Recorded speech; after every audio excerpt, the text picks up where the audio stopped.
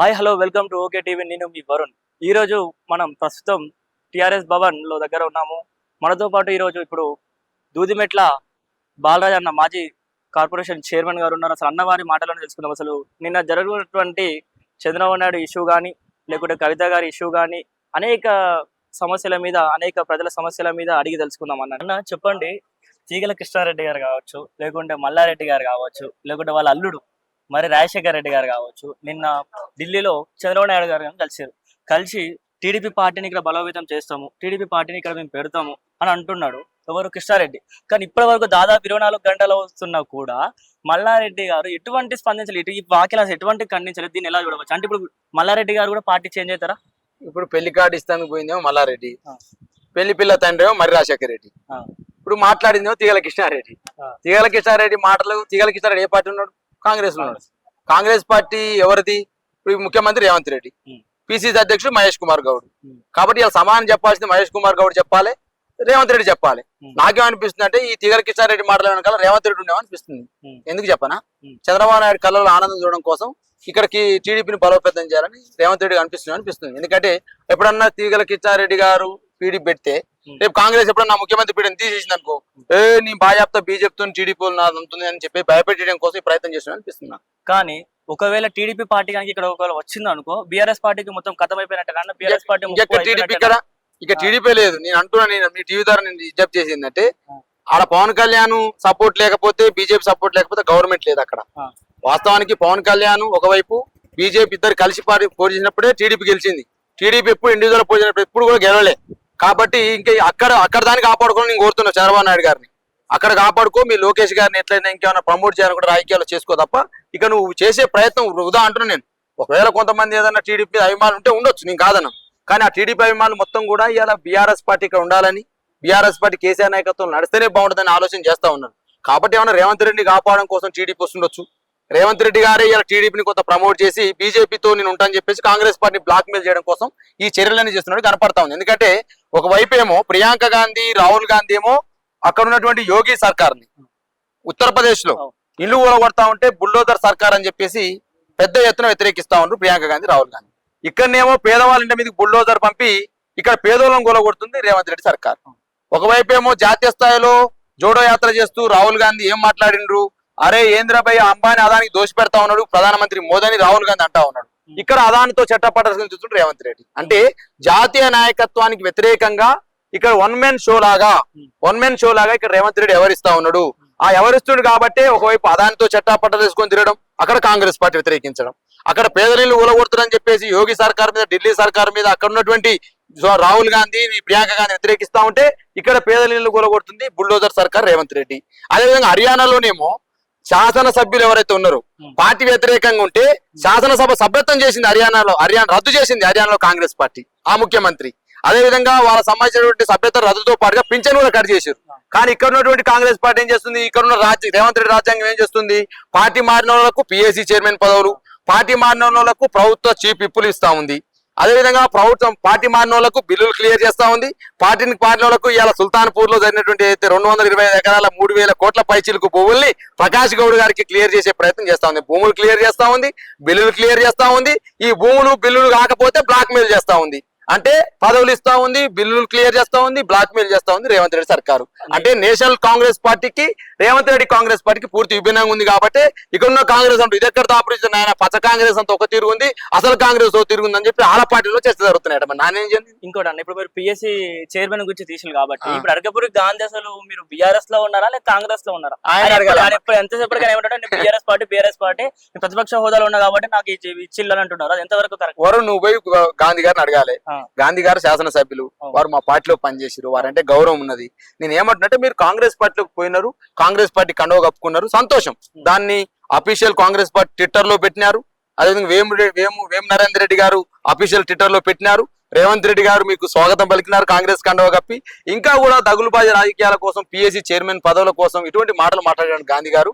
మీరు మంచి పేరు పెట్టుకున్నారు, గాంధీ పేరు పెట్టుకున్నారు, గాడ్సే మాటలు మాట్లాడకండి అంటున్నా నేను. ఇలా గాంధీ గారు అంటే మాకు అభిమానం, గాంధీ గారు అంటే మాకు గౌరవం. కానీ ఇవాళ మీరు చేస్తున్న శేషాలు చూస్తే మాత్రం మాకు అగౌరవంగా కనపడతా ఉన్నవి. మీరు పోయినారు, మా పార్టీ ఇష్టం లేదు, మీరు జైన్ అయినారు. రేవంత్ రెడ్డి గారు మీకు కావాల్సుకొని పిఎస్సి చైర్మన్ ఇచ్చినారు. సార్ పిఎస్సి చైర్మన్ పదవి మీకు ఇచ్చారు, మరి ప్రమోట్ వాళ్ళు చేయాలి సార్, ఎల్ఓపి లీడర్ ప్రమోట్ చేయాలి. ఇప్పుడు శాసనసభలో ప్రతిపక్ష నాయకుడు కేసీఆర్ గారు ఎవరైతే ప్రమోట్ చేస్తారో ఆ ప్రమోట్ చేసిన పేర్లలో ఒకరిని పిఎస్సి చైర్మన్ గా ప్రభుత్వం ఎన్నిక చేయాలి.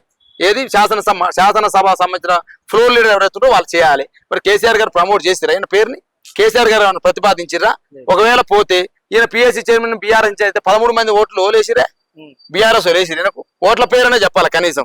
కాబట్టి ఇలా అశాస్త్రీయంగా అసంబద్ధంగా కావలసుకొని పిఎస్సి చైర్మన్ చేసింది ఇలా కాంగ్రెస్ పార్టీ. మా పార్టీ ఓట్లో ఎవరైనా వేసిరా?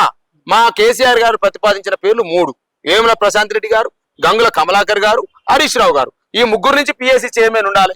ఈ ముగ్గురు పిఎస్సి సభ్యులని చెప్పేసి మామూలు చేస్తే రేవంత్ రెడ్డి గారు నియామకం చేసి ఇలా మాట్లాడితే నేనేం చెప్పాలి దానికి? వారి విజ్ఞతకు వదిలేసాను నేను ఇలా. కాకపోతే ఇప్పుడు కేసీఆర్ గారు ఎందుకు మౌనంగా ఉంటున్నారు? అసలు ఇంత జరుగుతున్న ఇప్పుడు మూసీ కానీ లేకుంటే హైడ్రా కానీ ఎన్నో ప్రజలు ఇంతగానో ఇబ్బంది పడుతుంటే కూడా ఇప్పటి వరకు కూడా కేసీఆర్ గారు ఎటువంటి స్పందిస్తలేదు. ఎందుకండి ఇంతగానో మౌనం ఎందుకు? కేసీఆర్ మౌనము 100 వ్యూహాలకు నాంది అంటున్నా నేను. కేసీఆర్ గారి మౌనము 100 వ్యూహాలకు నాంది. 100% కేసీఆర్ గారు మౌనంగా ఉంటుంటే ఈ రాష్ట్రంలో ఏదో ఒక పెను సంచలనం జరగబోతుందని అంటూ ఉన్నాను. ఇలా కేసీఆర్ గారి డైరెక్షన్ లోనే మా పార్టీ కార్యక్రమాలు జరుగుతూ ఉన్నాయి. కేసీఆర్ డైరెక్షన్ లోనే ఇలా హరీష్ రావు గారు కానీ కేటీఆర్ గారు కానీ మా పార్టీ యంత్రాంగం అంతా నడుస్తూ ఉంది. కానీ ఇలా బయటికి వెళ్ళి పనిచేసే సందర్భం డెఫినెట్ గా వస్తుంది. 6 నెలలు టైం ఇచ్చినాం ప్రతిపక్ష పార్టీగా అధికార పార్టీకి. 6 నెలల్లో ఏం చేసిరు అనేది మీకు తెలుసు, మాకు తెలుసు. 6 నెలల్లో జరిగింది ఏముంది? విధ్వంసం జరిగింది. అలా 6 నెలల్లో ఏం చేసిరు? మార్పు వస్తుంది, కాంగ్రెస్ వస్తుంది అని చెప్పారు. ఏం మార్పు వచ్చిందే? తెలంగాణ తల్లి విగ్రహంలో మార్పు వచ్చింది, తెలంగాణ తల్లి రూపురేఖలలో మార్పు వచ్చింది, తెలంగాణ సింబల్లో మార్పు వచ్చింది, పేదల ఇల్లు కూలగొట్టడంలో మార్పు వచ్చింది అంటే నేను ఇవాళ ఏ మార్పుగా తీసుకొచ్చింది కేసీఆర్ రేవంత్ రెడ్డి గారు? కానీ కేటీఆర్ గారు ఎప్పటికీ ఇప్పుడు హైడ్రా కానీ లేకుంటే మూసీ కానీ ఇక్కడ పోయి ప్రజలను చైతన్యం వచ్చడం కానీ ఇవన్నీ చేస్తున్నారు. అంటే మీ పార్టీ స్వార్థం కోసం చేస్తున్నారా లేదా నిజంగానే ప్రజల పక్షాన చేస్తున్నారా మీరు? ఇప్పుడు ప్రతిపక్ష పార్టీ అంటే ఏంది? ప్రజల గొంతుగా, ప్రజల గొంతుకై మాట్లాడుతుంది బీఆర్ఎస్ పార్టీ. ఇవాళ పేదోళ్ళ ఇల్లు కూలగొడతామంటే బీఆర్ఎస్ జెండాను దాటిపోయి మాత్రం పేదోళ్ళ ఇల్లు కూలగొట్టాలని కూడా తప్ప కూలగొడతారా మీరు? అట్లా ఇష్టం వచ్చినట్టు కూలగొడతారా? పెద్దోళ్ళకి ఏమో నోటీసులు ఇస్తారు కదా, 4 వారాల గడువు ఇస్తారు కదా. పేదోళ్ళకి ఇవ్వరా? పేదోళ్ళకి నోటీసులు ఇవ్వరా? పేదోళ్ళకి నోటీసు సమయం ఇవ్వరా? పోనీ నువ్వు ఇలా మూసీ సుందరీకరణ చేస్తా ఉన్నావు. మూసీ సుందరీకరణ పేరుతో డిపిఆర్ ఏంది? డీటెయిల్ ప్రాజెక్ట్ రిపోర్ట్ ఏంది? ఎన్ని వేల కోట్లు ఖర్చు పెడతా ఉన్నావు? ఎన్ని లక్షల కోట్లు ఖర్చు పెడతా ఉన్నావు? ఎవరిది ప్రాజెక్ట్ సుందరీకరణ చేస్తున్నారు? ఇవన్నీ అంశాలు ఉన్నాయా? డిపిఆర్ లో ఇవన్నీ పొందుపరిచినవా? ఏ ప్రాజెక్ట్ ఎట్లా చేస్తున్నావు చెప్పి తెలిసిందా? తెలిపినవా? లేదు. ఊగనే పోతా పిచ్చోడి చేతిలో రాయి, రేవంత్ రెడ్డి సీఎం పీఠం అన్నట్టు తెల్లారి నైట్ కలగంతుడు, పొద్దునాడు పోయి కూలగొడుతుండు. నైట్ పోయి కలగంతుండు, పొద్దునాడు పోయి కూలగొడుతుండు ఎవరో చెప్పినట్టు. ఇలా పేదలను కూలగొడమని ఎవరు చెప్పిండా నీకు? ఓట్లేసింది ఎవరైనా నీకు? ఓట్లేసింది ఎవరు? పేదోళ్ళే కదా. ఆ పేదోళ్ళ నీళ్ళు కూలగొడతావా? 60-70 ఏళ్ళ నుంచి ఆ ఇళ్లలో ఉంటుర్రు. వాళ్ళకి ఏ అకామిడేషన్ ఇచ్చినావు? ఒక అక్రమం అయితే సక్రమం అయితే ఎందుకు నువ్వు మున్సిపల్ పర్మిషన్ ఇచ్చినావు? ఎందుకు డ్రైనేజ్ వసతి ఇచ్చినావు? ఎందుకు వాటర్ ఫెసిలిటీ ఇచ్చినావు?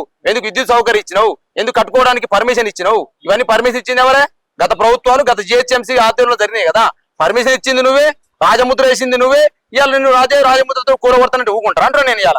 కాబట్టి 100% ఎవరైతే పర్మిషన్ అధికారులు ఎవరు తేట తేల్చు, ఎన్ని ఇండ్లు తేల్చు, ఎన్ని ఇండ్లు తేల్చవు, ఎన్ని గృహాలు ఉన్నాయో తేల్చవు, ఎంతమందికి అకామిడేట్ చేస్తున్నా చెప్పవు.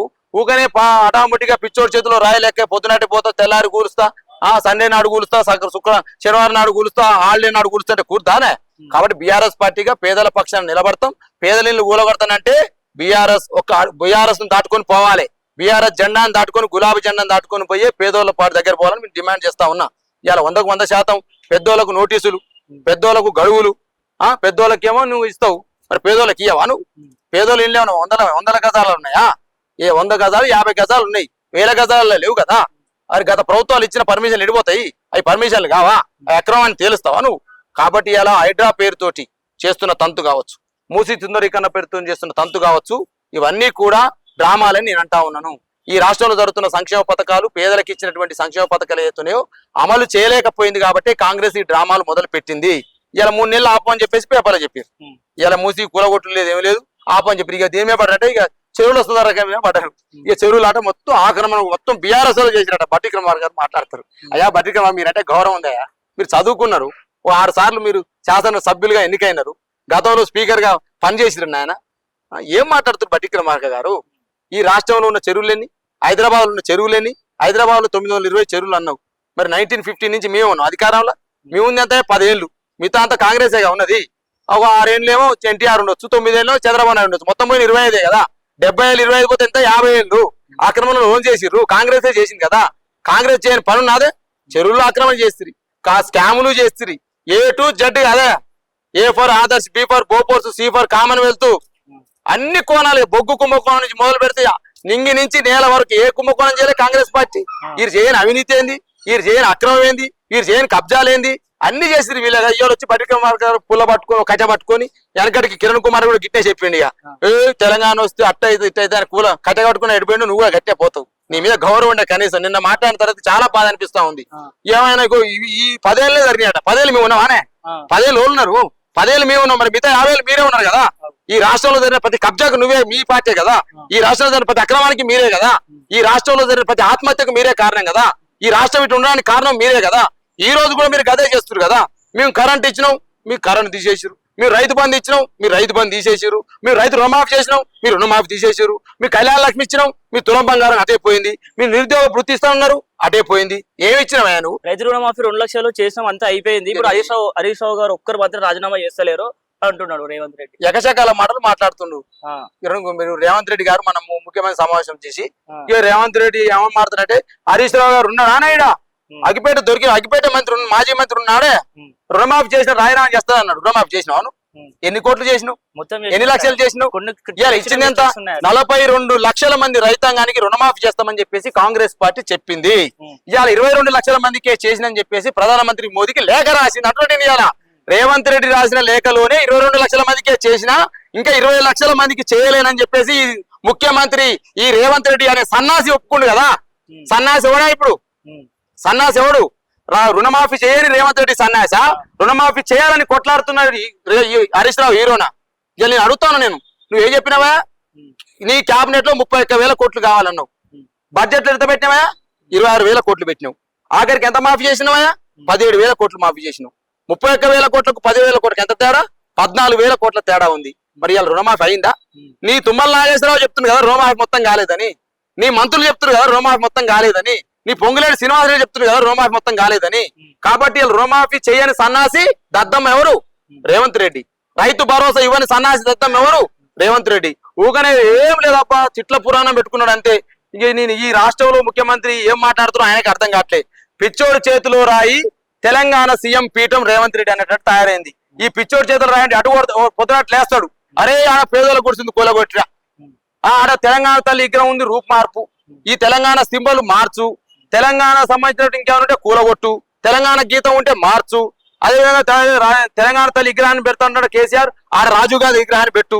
ఇటువంటి తుగ్లక్ చర్యలు చేస్తున్నట్టు తుగ్లక్ మంత్రి, తుగ్లక్ ముఖ్యమంత్రి అంటున్నాను రేవంత్ రెడ్డిని. ఇలా రుణమాఫీ చేయకపోతే రైతు భరోసా రాకపాయే, తులం బంగారం లేకపాయే, ముసలమ్మలకు పింఛన్ లేకపాయే, ఏదొచ్చిందా అని నేను అడుగుతాను. నేను ఇలా 100% రేవంత్ రెడ్డి సర్కార్ అన్ని రంగాల్లో విఫలమైంది కాబట్టి విఫలమైనటువంటి రేవంత్ రెడ్డి సర్కార్ ఇవాళ ఏదో గొప్పలు చెప్పడం కోసం ఇవాళ ఎన్ని ప్రయత్నాలు చేస్తా ఉంది. 100% ఇవన్నిటి మీద బీఆర్ఎస్ పార్టీ కొట్లాడుతుంది, బీఆర్ఎస్ పార్టీ యుద్ధం చేస్తుంది, పేదల పక్షాన బీఆర్ఎస్ పార్టీ నిలబడదని తెలియదు. లాస్ట్ ఒక క్వశ్చన్ అన్న కవితక్క గురించి. కవితక్క వచ్చినప్పుడు అంతగా హంగామా చేయడం కానీ లేదా ర్యాలీలు చేయడం కానీ ఇవన్నీ ఎందుకన్నా? అంటే ఏమన్నా దేశానికి ఏమన్నా తీసుకొచ్చింది అన్న, గోల్డ్ మెడల్ తీసుకొచ్చింది, అసలు ఏం తీసుకొచ్చిందని అంతగా ఒక బెయిల్ మీద బయటకు వచ్చిందని అంతే. ఇప్పటివరకు కేసు కూడా కొట్టేయలేదు ఇప్పటివరకు, అసలు అందులో కూడా న్యాయం అనేది గెలవలేదు, ఇంతవరకు కాలేదు అంటుంటారు కదా. మీరు అంతగా హంగామా చేయాల్సిన అవసరం వచ్చింది. వరుణ్ నేనేమంటున్నానంటే ఇవాళ ఇదే రేవంత్ రెడ్డి గారు ముఖ్యమంత్రి గారు ఢిల్లీకి పోయినారు. కేజ్రీవాల్ అరెస్ట్ అక్రమం, బీజేపీ అక్రమంగా అరెస్ట్ చేసింది కేజ్రీవాల్ అని చెప్పి ఢిల్లీలో మాట్లాడారు. కేజ్రీవాల్ ఏ కేసులో అరెస్ట్ అయ్యాడు? ఢిల్లీ లిక్కర్ ఈడీ కేసులో అరెస్ట్ అయ్యాడు. కవిత ఏ కేసులో అరెస్ట్ అయింది నేను చెప్తున్నా. వరుణ్ ఏ కేసులో అరెస్ట్ అయింది? ఇదే ఢిల్లీ లిక్కర్స్ కేసులో అరెస్ట్ అయింది. కేజ్రీవాల్ అరెస్ట్ అక్రమం అయినప్పుడు కవిత అరెస్ట్ అక్రమం అయితే కాదా? రేవంత్ రెడ్డి ఢిల్లీకి పోతాడు, కేజ్రీవాల్ అరెస్ట్ అక్రమం, బీజేపీ అన్యాయం చేసింది, ఈడీ అన్యాయం చేసింది అని చెప్పేసి మాట్లాడు. కవితను కూడా చేసిన అన్యాయమే కదా రేవంత్ రెడ్డి, నువ్వు చెప్పిన మాట వాస్తవమే కదా. మరి అదే విధంగా ఈయన ఓటుకునేటు కేసులు అరెస్ట్ అవుతారు. అప్పుడు ఓ పెద్ద ర్యాలీ చేసి నేను స్వాతంత్ర పోరాటం చేసినాడు ఈయన రేవంత్ రెడ్డి. స్వాతంత్ర పోరాటం చేసిన తెలంగాణ పోరాటంలో పాల్గొన్నాడా? నేను కత్తి పెట్టి తిప్పిండా? ఇంకా కత్తి పెడితే రాళ్ళు పడితే తెలంగాణ ఉద్యమకాలం మీకు రాళ్ళు పుట్టింది మహానుభావుడు. కత్తి పెట్టి తెలంగాణ స్వాతంత్ర పోరాటం చేసిన లెక్క తీసుకొచ్చినప్పుడు ఆయన మా ఊరి నుంచి నేను చెప్పేసిన, నేను ఉస్మాన్ సిటీ ఆర్ట్స్ కాలేజ్ గోడ పక్కన రేవంత్ రెడ్డి ర్యాలీ వస్తుంటుంది అలా, నేను ఆర్ట్స్ కాలేజ్ వెనకాల ఉండి చెప్పేసిన నేను, అరే బాబు నువ్వు చేసింది దొంగ పని నాయన, ఓటుకునేటు కేసులో దొంగ పని చేసినావు. రేవంత్ రెడ్డి నువ్వు ఎమ్మెల్యేలు ఎమ్మెల్సీని కొనాలని ప్రయత్నం చేసినావు, తెలంగాణ సర్కార్ని కుట్ర చేయాలని ప్రయత్నం చేసినావు, నీకెందుకయా బాజా పతంత్రులు, నీకెందుకయా ఈ ర్యాలీలని ఆ రోజు చెప్పేసిన నేను మా సంబంధించినటువంటి దాని నుంచి ఆర్ట్స్ కాలేజ్ పక్క మట్టి నుంచి. నేను ఏమంటున్నా అంటే మరి కవిత గారు ఏం చేశారు? ఉమ్. కవిత గారు ఒప్పుకున్నావు గారు, కవిత గారు అన్యాయం చేయాలని ఒప్పుకుంది నువ్వే కదా. ఇప్పుడు రేవంత్ రెడ్డి కేజ్రీవాల్ అరెస్ట్ అక్రమం అయినప్పుడు కవిత గారు అరెస్ట్ కూడా అక్రమే కదా. కానీ ఇంకోటి ఏమంటున్నారు అంటే కాంగ్రెస్ వాళ్ళు ఉమ్. బూడిద గుమ్మలకాయ తిప్పే బదులు 2 ఫుల్ బాటిల్ పెట్టి తిప్పొచ్చు కదా, ఆమె తోటి ఆమె లిక్కర్ స్కామ్ లో నేను ఏం మాట్లాడబోయి ఒక మహిళల పట్ల, ఒక మహిళా ప్రజాప్రతినిధి, మాజీ ప్రజాప్రతినిధి, ప్రస్తుతం ఎమ్మెల్సీ, ఆమె ప్రస్తుతం ఎంపీగా పనిచేసింది, ఒక ముఖ్యమంత్రి గారి కూతురు. వారు మాట్లాడేటప్పుడు విజ్ఞతతో మాట్లాడాలి. ఇలా మహిళలు అంటే గౌరవం లేదు, మహిళల పట్ల వీళ్ళకు చిన్న చూపు, కాబట్టి వీళ్ళు మాట్లాడే మాటలను పట్టించుకొని రేవంత్ రెడ్డి ఏంటంటే ఏదో సెన్సేషన్ లూజ్ చేయాలి, ఏదో ఒకటి మాట్లాడే, బ్రేకింగ్ న్యూస్ మాట్లాడాలి, సెన్సేషన్ కావాలి, ఉన్న అంశాన్ని పక్కకు దొప్పించాలనే ఆలోచన తప్ప వీళ్ళకి పరిపాలన చేయాలనే ఆలోచన లేదంటారు నేను వరుణ్. కాబట్టి ఇలా కవిత గారి మీద మాట్లాడుతున్న ఈ సన్నాసులు, ఈ దద్దమ్మలు మాట్లాడుతున్న వాళ్ళు అయ్యా తెలంగాణ జాగృతిని పెట్టి, తెలంగాణ రాష్ట్రంలో తెలంగాణ బతుకమ్మ గురించి, బతుకమ్మ విశిష్టత గురించి, సంప్రదాయాల గురించి ఓల్ చేసిరా? అప్పుడు నువ్వు చేసినావు. తెలంగాణ ఉద్యమంలో ఉన్నావా రేవంత్ రెడ్డి? నువ్వు తెలంగాణ ఉద్యమంలో రైఫిల్ పెట్టినావు కదా, రాళ్ళేసినావు కదా, నువ్వా మాట్లాడేది కవిత గురించి మాట్లాడేది? కాబట్టి ఈ సన్నాసికి దద్దమ్మకు ముఖ్యమంత్రి ఏదో ఏదో లక్కీలో దొరికింది తప్ప ఇలా కొట్లాడితే దొరికింది కాదు. ఇలా 100% కాంగ్రెస్ పార్టీలో ఉన్నటువంటి జాతీయ నాయకత్వానికి ఏమీ నమ్మకం లేదు, కాంగ్రెస్ పార్టీ మంత్రులకి ఏమీ నమ్మకం లేదు, కాంగ్రెస్ పార్టీ ఎమ్మెల్యేలకి ఏమీ నమ్మకం లేదు, కాంగ్రెస్ పార్టీలో ఉన్నట్టు ప్రతి ఒక్కరికి ఏమీ నమ్మకం లేకనే ఇలా చంద్రబాబు నాయుడు వెనకాల తిరుగుతా ఉన్నాడు. ఈయన చంద్రబాబు నాయుడు డైరెక్షన్ లోనే నాకు పిసిసి ప్రెసిడెంట్ వచ్చింది 50 కోట్లతోటి. నేను చెప్పలే కదా, కోమరెడ్డి వెంకరెడ్డి చెప్పిండు కదా. ఇవాళ 100% ఇవాళ రేవంత్ రెడ్డి ఏదైతే చేస్తా ఉన్నాడో, ఇలా భారతీయ జనతా పార్టీని మెప్పించడం కోసం, చంద్రబాబు నాయుడు కళ్ళలో ఆనందం కోసం ఈయన పరిపాలన చేస్తుంది తప్ప తెలంగాణ ప్రజల కోసం కాదని చెప్పి స్పష్టంగా చెప్పగలుచుకుంది.